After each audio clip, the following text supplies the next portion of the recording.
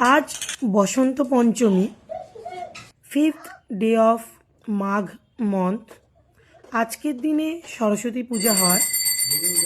তো সবাইকে জানাই হ্যাপি সরস্বতী পূজা। সবাই খুব ভালো করে এনজয় করো, ভালো করে দিনটা কাটাও। মা সরস্বতী যেন সবাইকে আশীর্বাদ করেন। আজ অনেক দিন পর বাড়িতে সরস্বতী পূজা হচ্ছে, ব্রাহ্মণ ডেকে, প্রায় 8-10 বছর পর। কারণ এবছর আমার ছেলে হাতে খড়ি দেওয়ার কথা ছিল, তাই এবছর একটু ভালো করে মাকে পূজা করলাম ব্রাহ্মণ ডেকে। ছেলে হাতে খড়ি হচ্ছে, দেখো।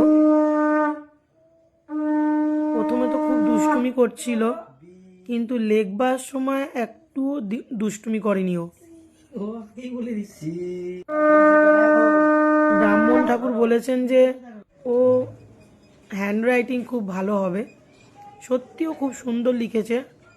আমি মা হিসাবে বলছি না, আমার সত্যিই খুব ভালো লেগেছে। ওয়াও বাবা, তুমি আজকে লিখেছো। আমার এই ছোট ব্লগটা তোমাদের কেমন লাগলো অবশ্যই জানিও। ওকে, বাই।